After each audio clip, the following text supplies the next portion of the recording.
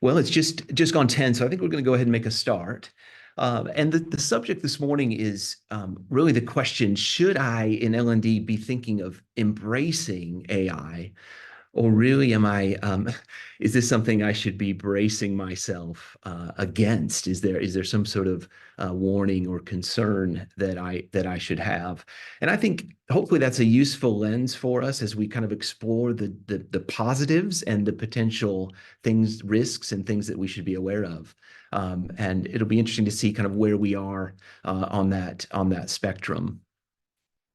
I'm Matt Borg. I'm one of the managing partners at Actian. I work a lot with our digital platforms. We work across a number of sectors and for different clients, always focused on helping people in organizations to flourish so that those organizations can then flourish. And I've been working as part of a team that's really been at the intersection of training or learning and technology for the last 20 years. And again, all of that kind of technology innovation and implementation focused on how we help people do their jobs better and help their organizations to flourish. So we've won a number of awards over the years, really in doing just that. But this morning, we're going to focus on a kind of very new piece of technology and see really how much of this is hype and how much of it can we say we might consider is actual help for us in our roles in learning and development. So I want to start with a story. I overheard a couple of teachers talking in the gym, and they were talking about the end of term reports and how much time they were taking writing these reports. And one said, "You are using the app, aren't you?" And he went on to describe how he was able to set different variables for each student, maybe add a few notes, but then could generate and have the AI basically produce all of his end of term reports for his students. And for me, that was eye-opening because it here's a secondary school teacher using AI to write end of term reports and gaining great efficiency from that. And it really highlighted just how pervasive this technology is. The BBC, in fact, did a story last summer on the One Show about this particular app, and interviewed primary and secondary school teachers who were adopting this. Interviewed some parents to get their thoughts on the use of this, and just interesting to see how widely that sort of thing is being used. The teachers were thankful for the assistance to get through that work.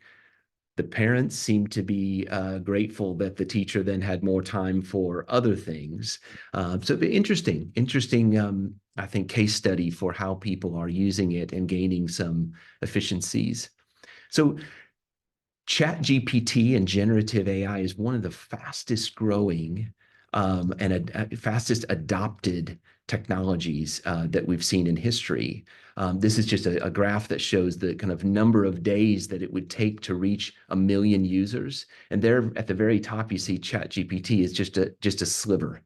So that shows how rapidly this technology is moving, not just within our organizations, but how widely our people are using this technology outside of the organization, just in their own personal time. Senior leaders would say the same thing. 90% of the senior leaders interviewed by Deloitte last year believe that AI technology is important or very important to their organization's success. But interestingly, only 20% at that time believed that their organizations were ready to make the most of that and to kind of seize that opportunity. So I would imagine that will have changed now in say 9 months or so since that survey. I would hope that some of those organizations might say they're more ready, but this is a fast moving landscape. And as new things emerge, you sort of maybe feel even less ready. It's that interesting sort of pace, I think, that we're in right now. So there are lots of voices saying there's all this potential. Some are getting practical use. there are lots of voices shouting, embrace this technology. I had one in my LinkedIn feed just yesterday, I think, that said something like, embrace AI or be left behind. So those kinds of messages, usually from people who are trying to sell us something, but there are lots of those kinds of messages. So if you're in marketing, you might be getting messages about improving your rank in search engines. If you're a lawyer, you might be getting messages about negotiating and closing contracts 10 times faster. Teachers saving 10 hours a week. If you're a parent, you might be getting messages of, make child prodigies, show your child they can learn anything. All of these promises, even this app will change your life forever. Lots of big promises. Again, marketing messages from tools that are promising quite a lot, but saying embrace this.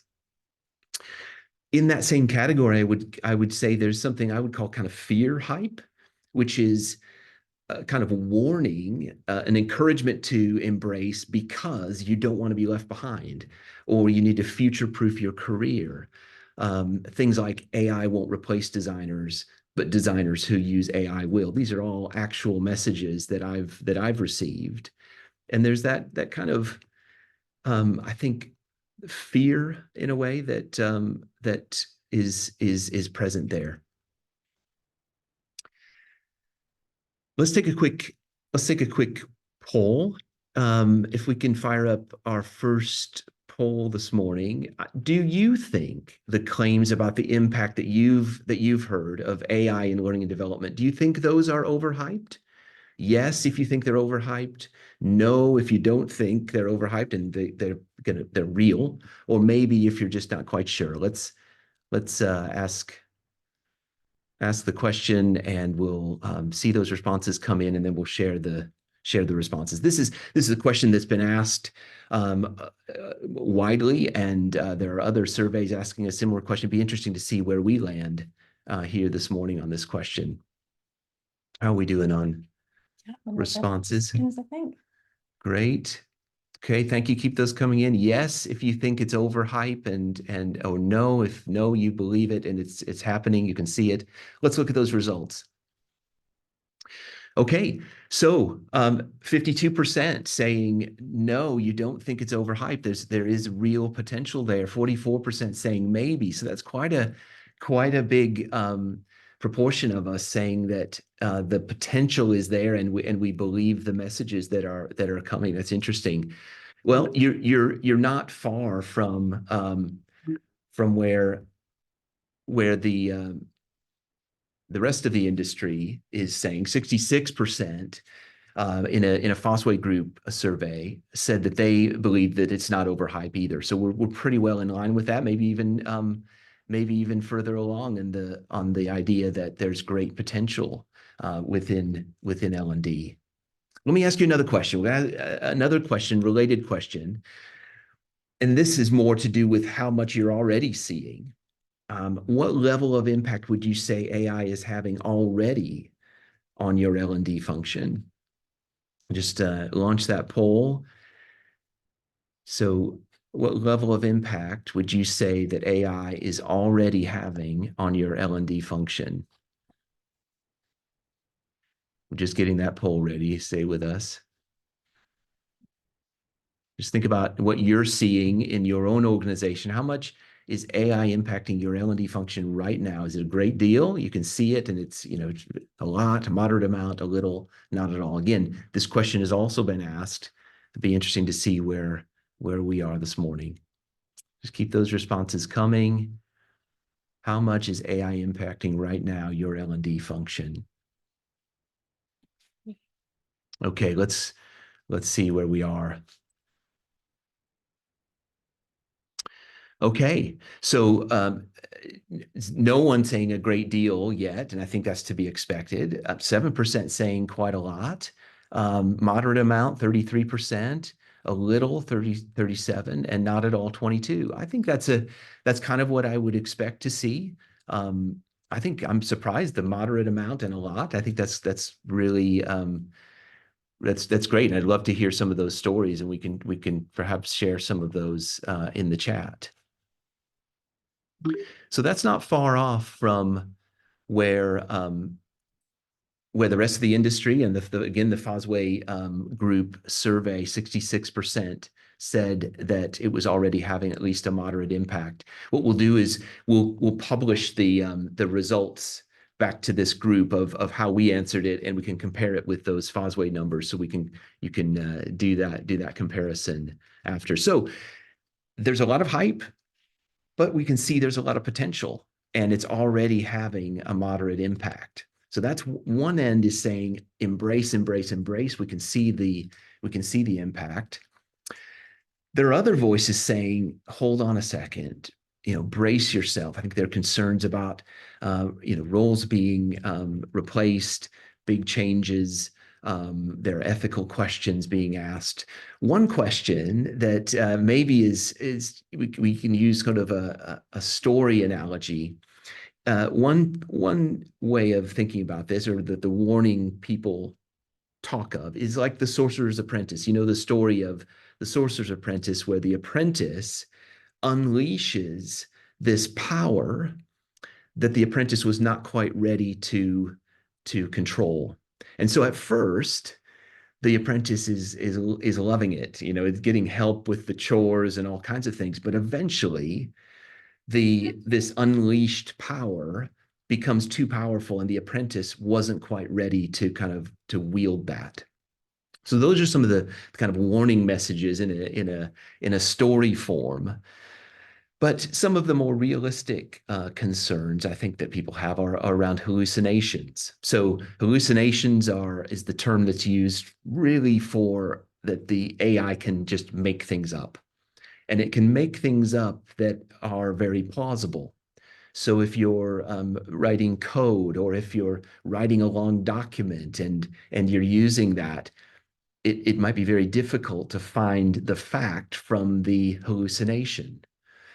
There's AI bias is a concern. These large language models have been trained over time on the text that is available on the internet and in books and things. And there's bias written right into that text.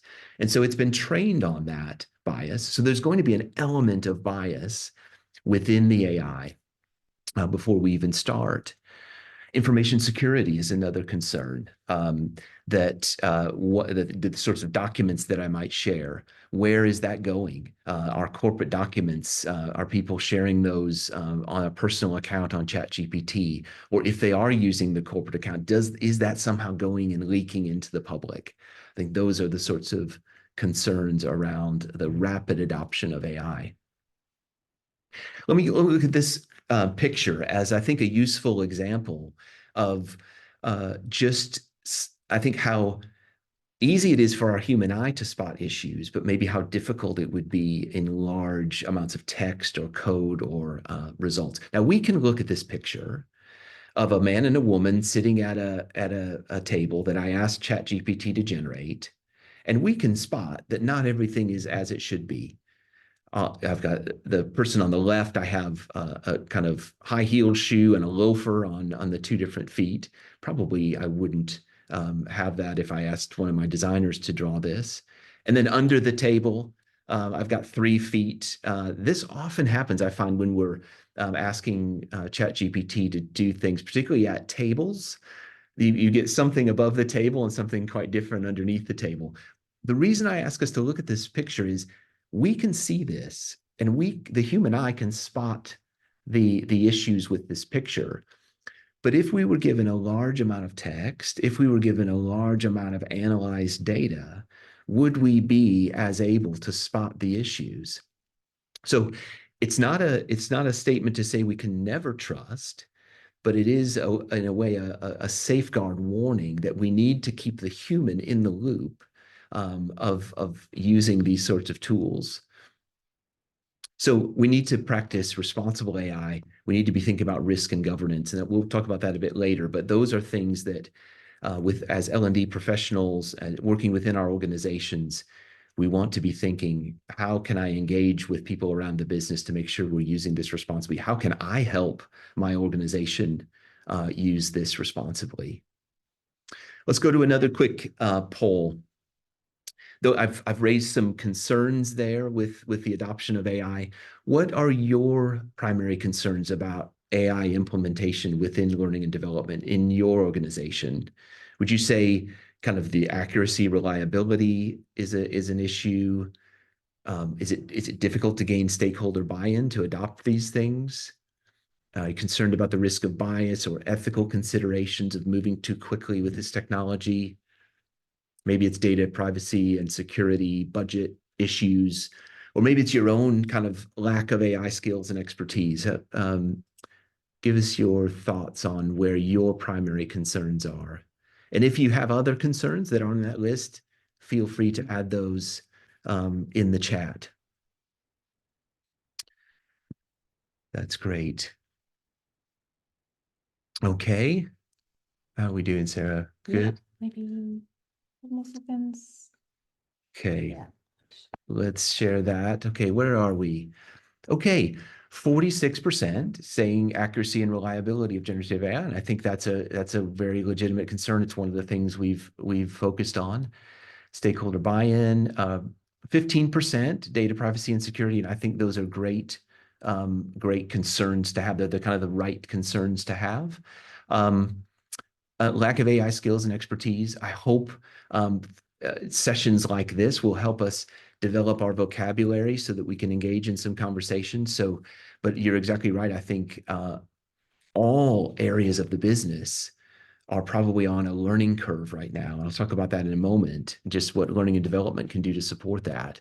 But lack of AI skills and expertise is a big factor there. And I think what that illustrates is that we're all on what I call the spectrum of trust. Okay, somewhere on this spectrum. So run with this analogy. Remember the day when you went to London, you took the A to Z, and you had a reliable piece of information, and you plotted your own course, maybe trying to plot the most efficient or the most scenic, and then you walked yourself there or you got yourself there on a bus. You're relying on a kind of piece of information, but you, the human, are completely in charge of plotting the course. We've moved on to things like Google Maps, SatNav, where we ask the computer, I want to go here, tell me the best way to get there, and then guide me as I go. Tell me when the bus is coming, tell me when to turn in 100 yards or whatever. And we rely on that. We've given over a piece of our responsibility in a way to the AI and said, I want you to plot the course for me and I want you to guide me. I think at the far end of the spectrum is the kind of autopilot car where the driver isn't even there. I type in where I want to go, and it drives me there. And this is happening in San Francisco in taxis. I'm not at that point on the spectrum for driving a vehicle, and I'm not yet at that point on the spectrum for adoption of AI. So I think we probably all find ourselves somewhere on this spectrum of trust. And I think at different levels of the organization, you're going to find everyone has their own personal level of trust of AI tools. So your senior leaders, some of them may be leaning forward and saying, this is the wonderful potential. We need to adopt this. Others may be more concerned about some of the risks and maybe further down on the spectrum. You might have the same on learning development. You see the potential, you see the risks. Each person will have their own desire to embrace, I think, or might be thinking, I need to brace myself. Our frontline colleagues, I think we can sometimes assume that they wouldn't want these technologies, but BBC recently did a story on the PM program early January. They were talking about therapy bots and coaching bots that are available online on some sites, and saying that 20s and 30s particularly are adopting these in large numbers. And they cited one kind of therapy bot that's become very popular, and saying 18 million messages were exchanged with this bot in the days leading up to Christmas. So I think I say that just to say that if you are on a place on the spectrum of trust, you might not be in the same place as other people in the organization. And so we need to be aware of that and take that into consideration as we kind of plan our use and our rollout. Let's move on now to some practical examples of where there is a kind of help available now, the sorts of things that are happening in the real world that you might be able to make use of. We can tell from the polls we've asked, some of you are already leaning into this and seeing efficiency gains and other things within your department.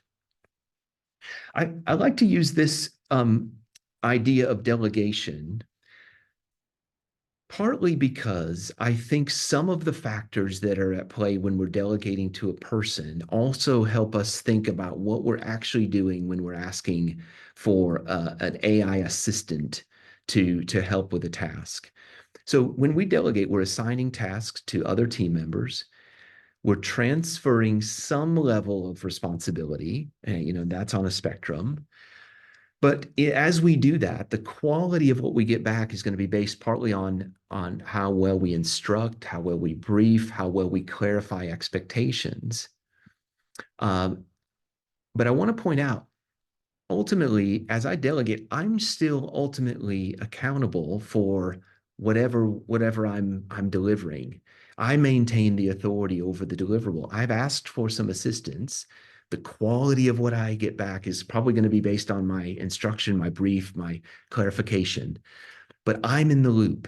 I'm very much in the loop. I'm accountable for what I deliver. I maintain the authority over that final deliverable. So I think delegation is an interesting concept to consider as we think about adopting different tools.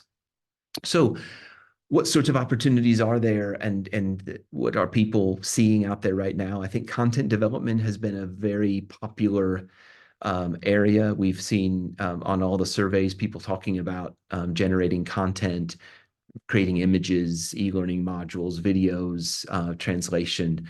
There's some really interesting things happening on video creation, almost kind of scary. The quality of video that's coming out.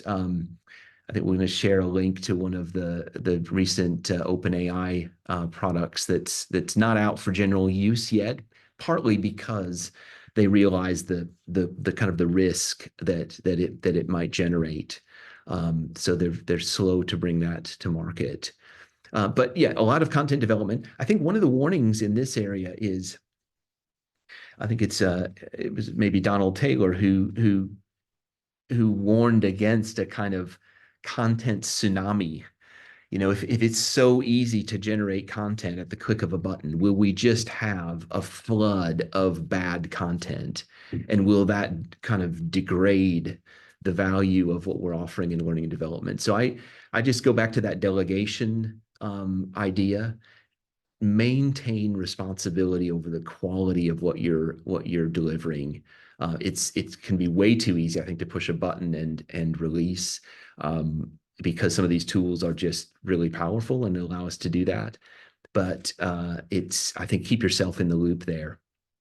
Planning and programming, things like helping to generate learning plans, suggestions for learners, some of those things are baked right into LMSs.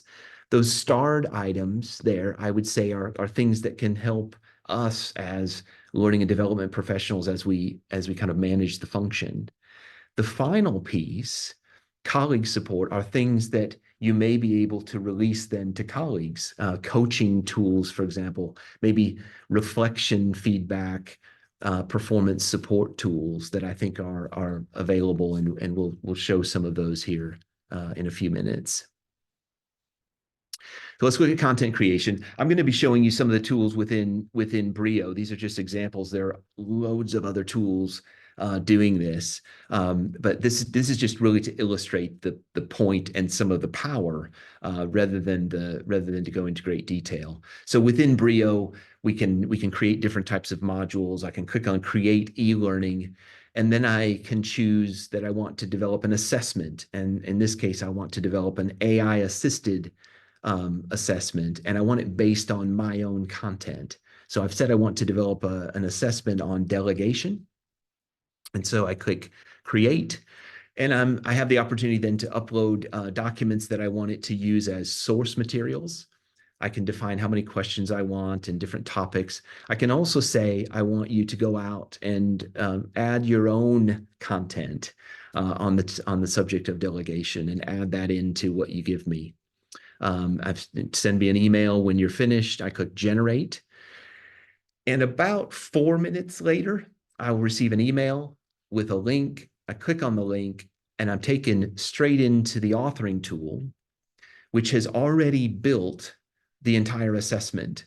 So it's built the questions and answers, it's built feedback on every correct or incorrect answer, and it's indicating there on the left-hand side in the menu, the G indicates that it was something that it generated. It didn't use my source material, it went out. And that's just a kind of flag up that those are the questions I may want to pay particularly attention to make sure they're still usable. Now, I want to say there's a publish button up there in the left right-hand corner. But this is nowhere near ready to click publish. It's only taken 4 minutes. It's cost 4p, but it's now time for me to take back what I've delegated and to own this and to make the final determination of what's going to my colleagues. I can delete questions, I can edit, I can change things, but it's our responsibility then to make this something that's ready for release for our colleagues. But it's a great tool and can speed up the maybe first draft of a content module or of an assessment. Administration assistance for again for learning and development within Breeio. We have the chat function that is available for administrators that allows me just in plain language to ask Breeio to generate reports for me. So I'm saying, show me Matthew Borg's training record. I enter that. Comes back and says, sure, I found a learning record. Would you like to view that report on the screen? Would you like to download the PDF or would you like to see more? I want to download the PDF. Goes away a few seconds later. It says, I've got that for you. I'm sending it to downloads and it flies into my downloads. And in a few seconds, I've got the report. Now, many different things. I've done one sort of report, but there are many different options there. I think that's where we're going to see great growth and potential is being able to just interrogate the data within our learning management platforms and get sensible reports back. So that kind of admin assistance, I think, is a big category of help. Colleague coaching.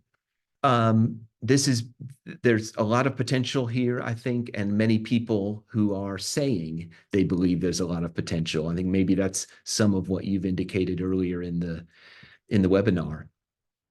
We have recently launched with the Priory Group a preceptorship portal. They have an award-winning preceptorship program. Now, preceptorship is for newly qualified nurses to be supported and developed in a kind of a unique cohort for the first year to 18 months of their practice. And so they get wonderful support, kind of wraparound support from the Priory team. And this portal is one of the resources. But part of being a nurse or a midwife or other healthcare professions is that you need to log reflections throughout the year. You reflect on your clinical practice. So built into the portal is an opportunity to reflect. They answer questions like, what did you do? What happened? What did you learn? These are the standard questions for the Nursing Midwifery Council.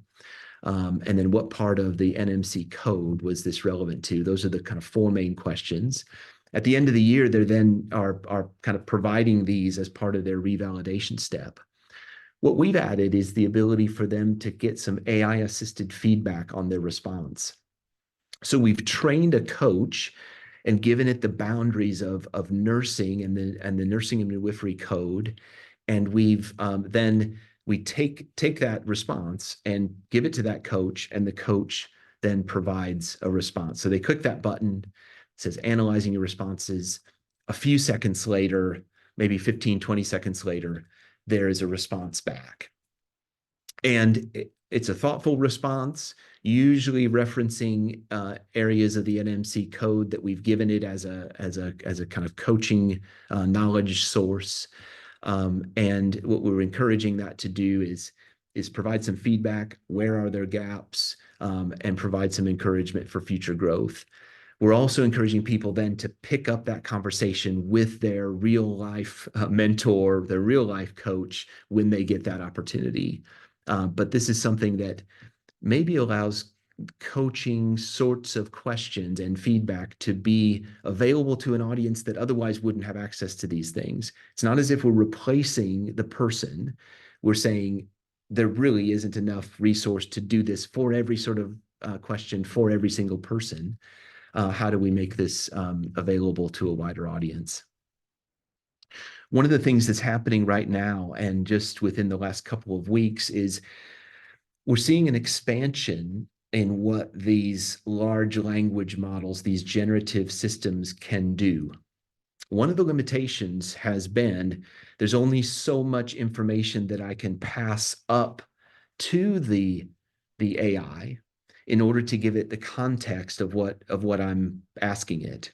Okay, so in coaching, this would be really important. I mean, if I'm only if the coach only remembers the last few minutes of our conversation, then the effectiveness of that coach is going to go way down.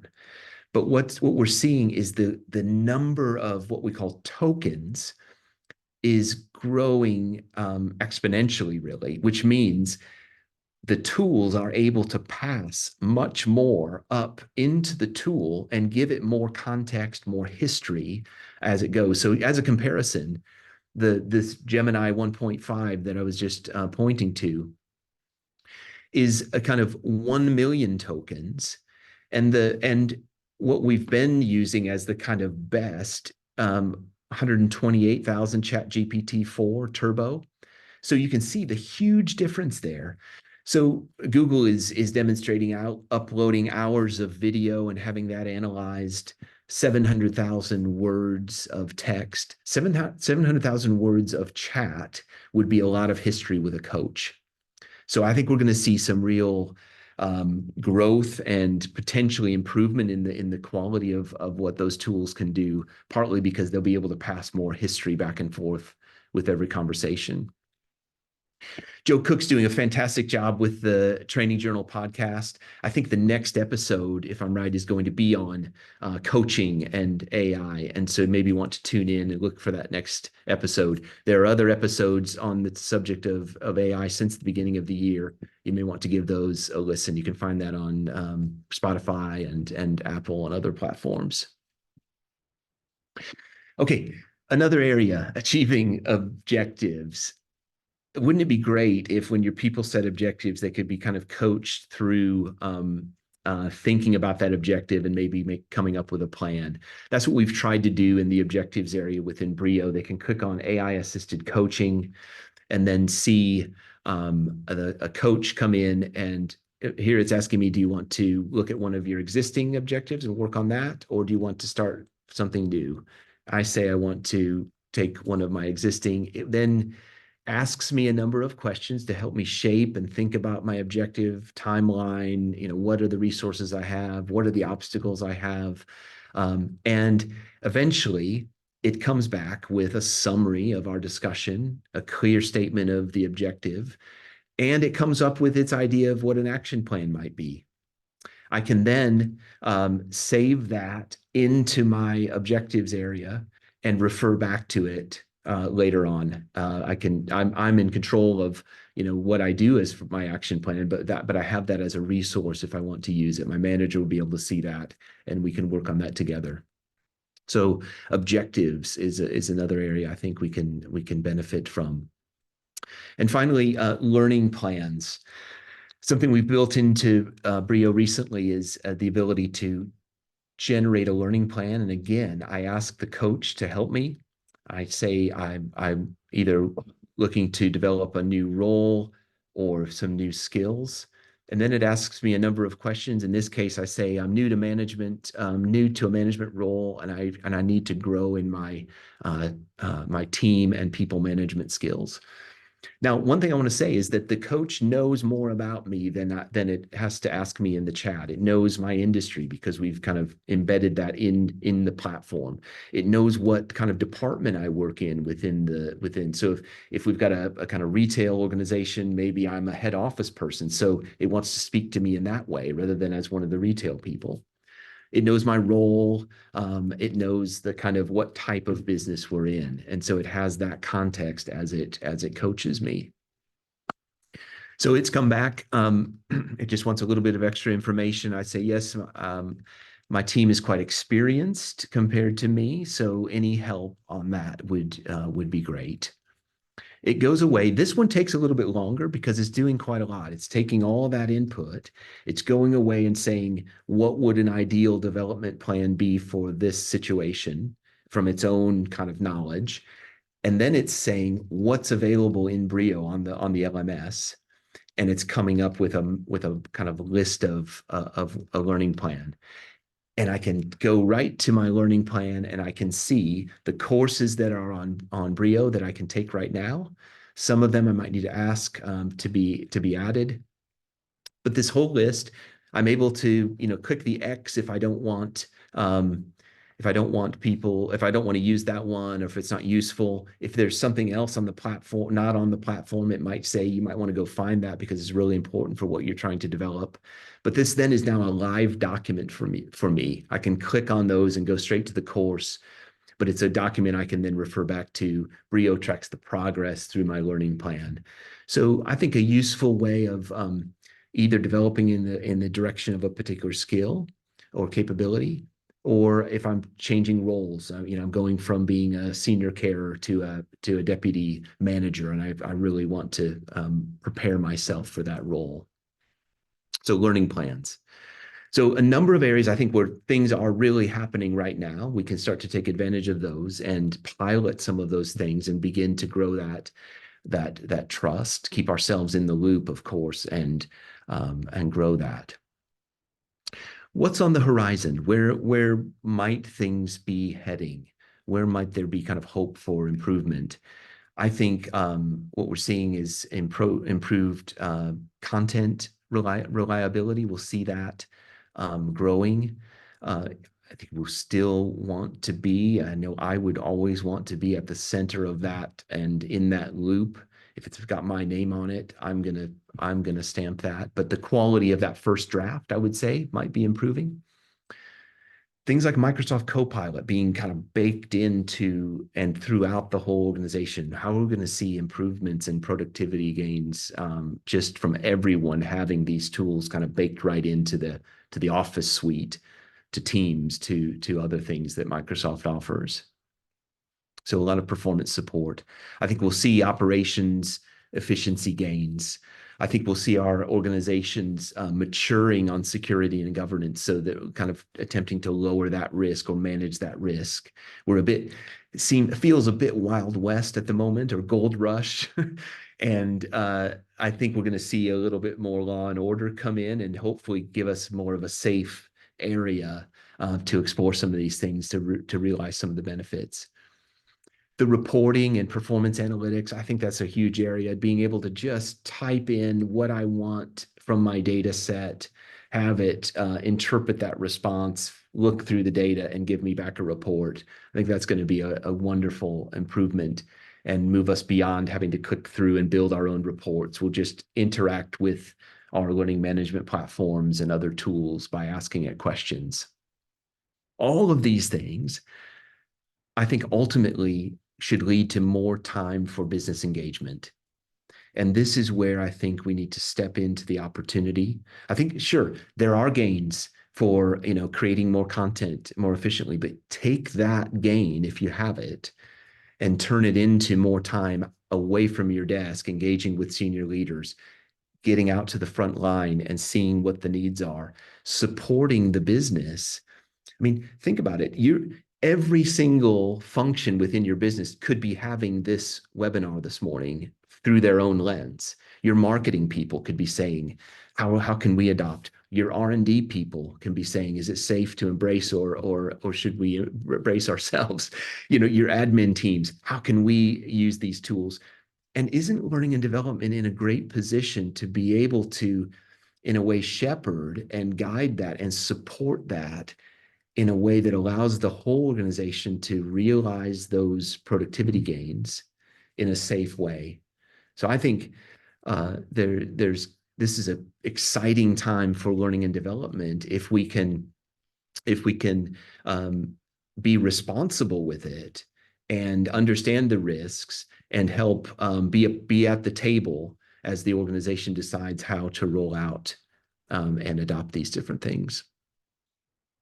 Let me ask another question now about just how prepared you feel for some of these opportunities and challenges that AI presents, particularly, just kind of maybe adopting some of these things, taking advantage of the AI gains. Maybe it's a question of, do I feel ready to engage with the rest of the business and talk sensibly about this subject so that we can work on it together? Do you feel, not prepared, mostly unprepared, fairly prepared, very well prepared?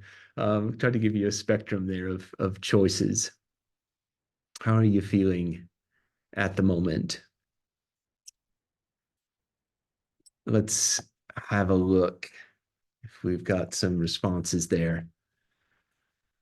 Okay, so just over 50% of us, well, 60% actually, saying we're on the unprepared side, mostly unprepared, not prepared, and no one saying very well prepared. I'm not surprised at that at all because things are moving so quickly. Just like I said, last week we have this amazing kind of video generation platform launched. At the same time, we've got Google saying they've launched Gemini 1.5 and all that it can do. There's so many things are moving, and it can feel very difficult to feel prepared for that.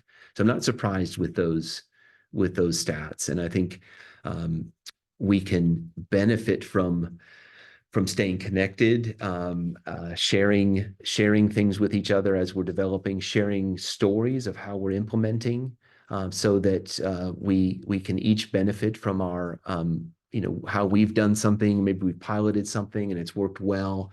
We can each benefit from that.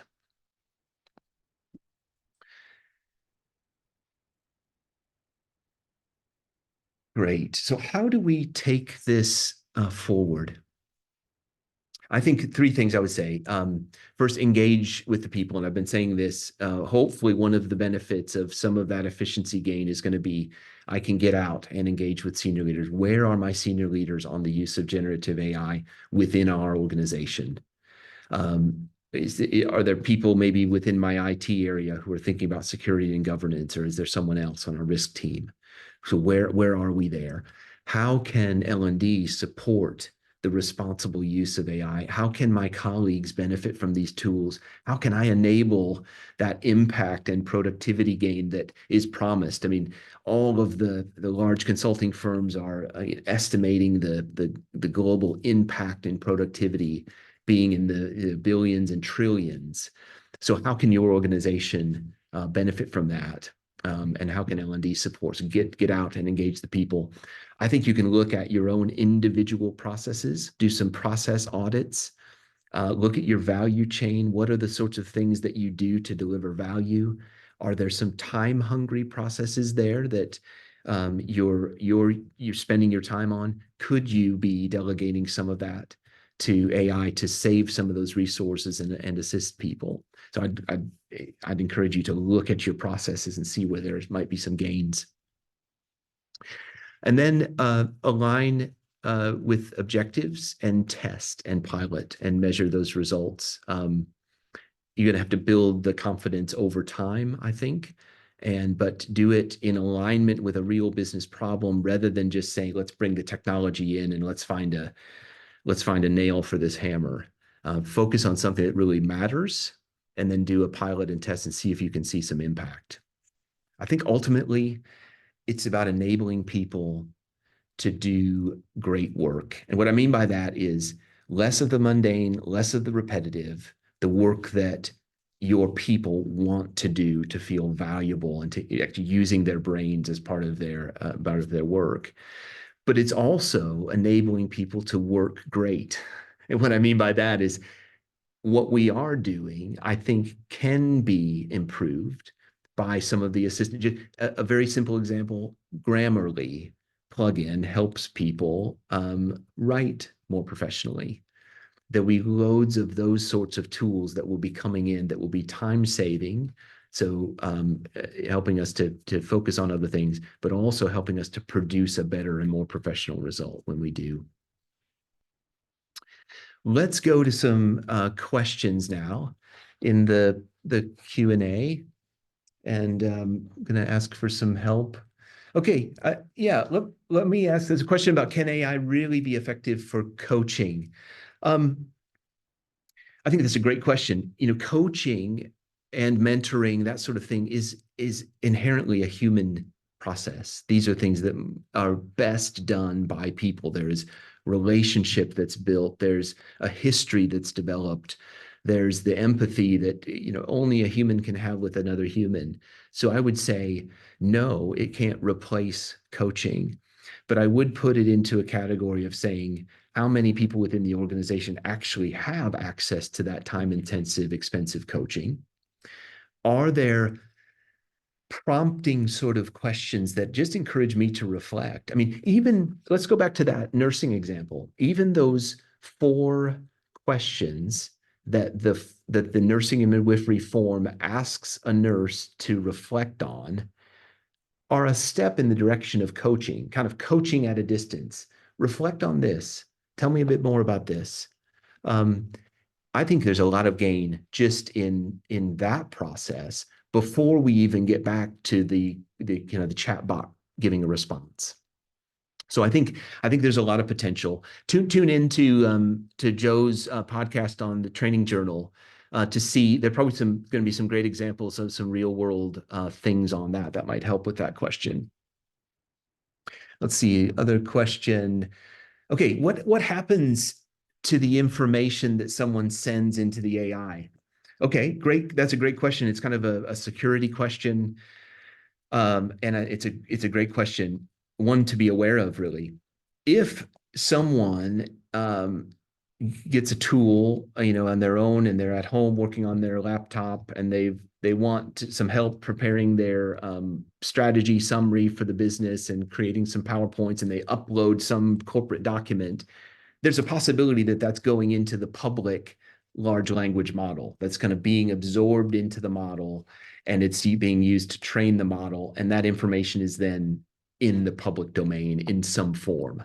It's unlikely you get that document back, but it's kind of been absorbed and kind of consumed into the model.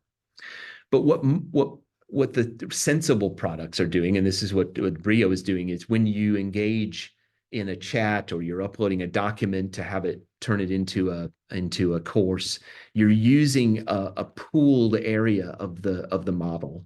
You're not letting that information get into the model, and really it only lives there for 30 days, and then it's gone. But it's separated from the rest of the model. It's not being absorbed in and consumed.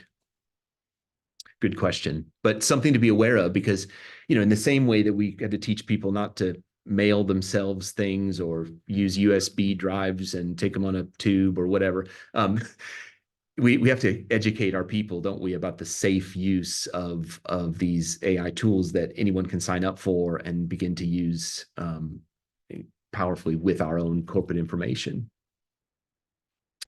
Okay, last question, I think. Will AI bring an end to our L&D role? This question came up in the Training Journal podcast recently. I think I've kind of made that point, hopefully, that I think this is a golden opportunity for learning and development to help our organizations embrace the potential in a safe way and to support our organizations as they do that. You know, obviously people are going to be going off and doing their own things. They're going to be learning on their own. That's already happening. I mean, we're not stopping people from using Google and going out and doing training. And we're certainly not going to stop people from using ChatGPT for their own personal benefit or having other tools. But how can learning and development see where the potential is and say, how can I support this? How can I make sure that my organization makes the most of this and does it in a sensible way? I want a seat at the table. I want to help it. And that's where I think you're going to shine and you're going to really show your value. Where are you? Final question. We started the question with, is this something we should be embracing or should we be bracing ourselves? I'm going to add a third category because you might be in the middle. Are you at the kind of fist bump stage? I don't know if you remember coming back out of COVID, we weren't quite ready to hug, we weren't ready to handshake, but the fist bump came in as a kind of safe way of engaging on kind of tentative engagement. Where would you say you are on that spectrum? You ready to embrace? Are you bracing yourself, or you're gonna? I'll start with a fist bump. Some of you are, further along on the spectrum already, so I'd expect you to be ready to embrace. You're already seeing benefits, but um, I think, I mean, personally, I'm probably in the fist bump category. I'm the kind of in the middle of the spectrum and sat nav, uh, wanting to start to make use of things, but not ready to completely throw things open just because there's so much changing. Let's see where you are. Ready to embrace. Great. Okay, 63%. That's fantastic. I think, hopefully you've seen this morning. I think there are things to consider as you kind of run into that embrace. There is a great deal of potential. Our organizations are saying, our leaders are saying there's potential. You're beginning to realize that. But there are these other things to consider. There are the warnings and the things that we need to do as we do that sensibly. So there's the fist bump category of people who are, yes, I'm ready to embrace, but I'm going to do so tentatively. And I'm not saying that the ready to embrace people are ready to throw things to abandon, but I think it's important to remember those things around security, around the fact that some of the tools are not quite up to creating perfect things yet. And so it's important to keep the human in the loop. That is the end of our time this morning. I'm really glad that you were able to join us this morning. If you're interested in seeing anything in more detail, we'll run a number of sessions where we can look at some of these things live within Breeio. If that's of interest, would you just scan that QR code? That'll take you to the website to a form where you can book a demo. And we'll get in touch. It might be that we'll get in touch. And if you would really benefit from a kind of one-to-one, and you're at that stage, we can do that. Otherwise, we might do some group demos kind of like this, where we look at some of those things more in detail. Really glad you were here this morning. I hope that's been of some help.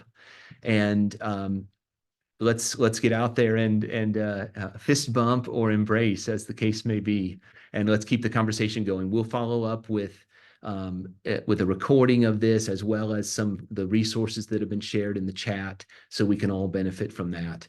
But thank you so much for joining, and have a good rest of the day.